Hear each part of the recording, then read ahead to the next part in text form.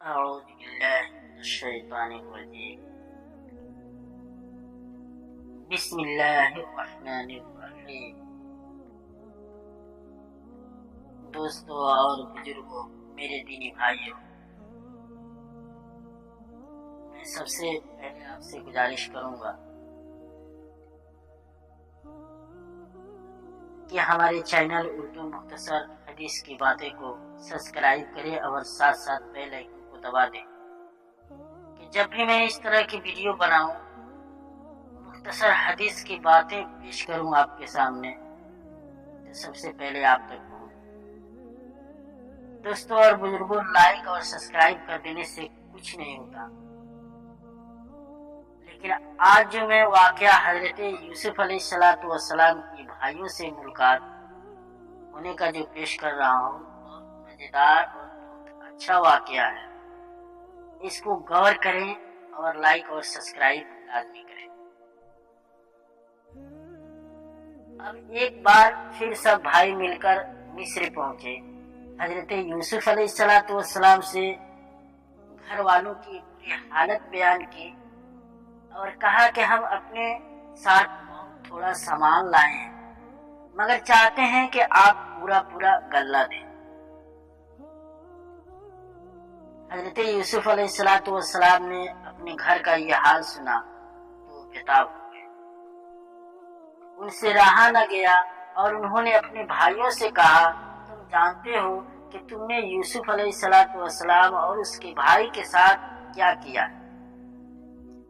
بھائیوں نے نہایت تعجب اور حیرانی کے ساتھ پوچھا کہ کہیں آپ ہی تو یوسف نہیں؟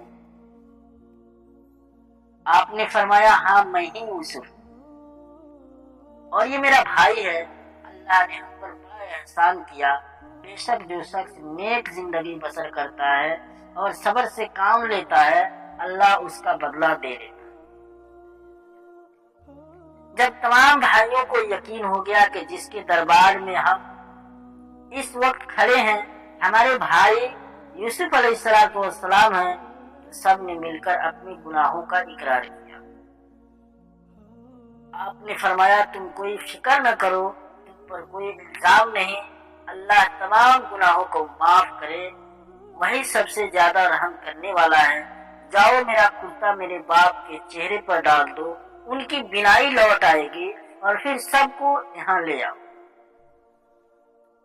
ادھر قافلہ مصر سے روانہ ہوا اور ادھر حضرت یعقوب علیہ السلام نے اپنے گھر والوں کو یہ خوشخبری دی کہ مجھے یوسف علیہ السلام کی بو آ رہی.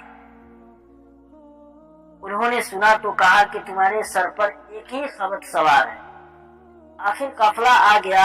حضرت یوسف علیہ السلام کا کرتا ان کے سامنے رکھ کر تمام حالات سنائے تو انہوں نے گھر والوں سے کہا، دیکھو میں نے تم سے نہیں کہا تھا. آخر سب بیٹوں نے مل کر آپ سے گناہوں کی معافی مانگی اور مصر کو چل دیے. دوستوں اور بزرگوں، میرے دینی بھائیوں، غور کرو. حضرت یوسف علیہ السلام سے ملاقات ہوئی تو انہوں نے ماں باپ کو اپنے پاس ٹھہرایا اور کہا، خدا چاہے تو مصر میں امن اور آرام کے ساتھ رہیں. پھر ان کو اپنے ساتھ تخت پر بیٹھایا. سب کے سب بھائی شاہی آداب بجا لائے.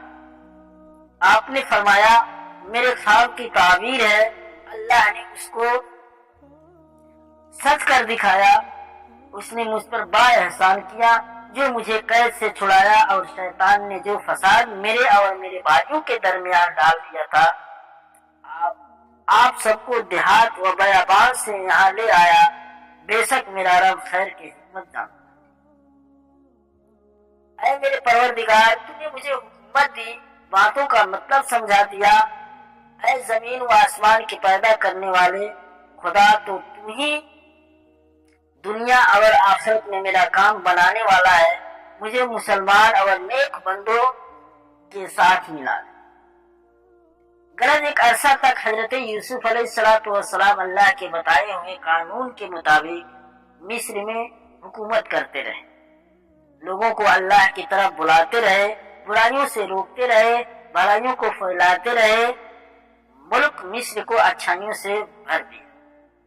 اور بالآخر اللہ کے پاس چلے گئے، یعنی آپ کی وفات ہو گئی اور آپ مصر میں دفن ہیں۔ دوستوں اور بزرگوں، میرے دینی بھائیوں، غور کرو۔ میں پھر ایک بار کہوں گا کہ ہمارے اردو مختصر چینل کو سبسکرائب کریں اور ساتھ ساتھ بیل آئیکن کو دبا دیں، تاکہ سب سے پہلے میں مختصر حدیث کو پیش کروں تو سب سے پہلے آپ تک پہنچ جائے۔ اس سے پہلے میں چھوٹا سا اور حدیث ہے، یہی حدیث ہے حضرت یوسف علیہ السلام، ہمیں غور کرنا ہے۔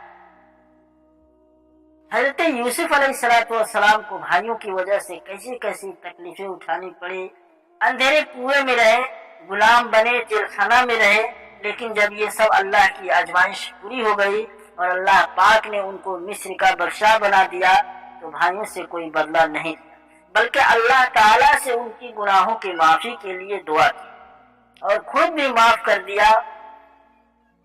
دوستو بھائیوں کے ساتھ یہی کرنا چاہیے۔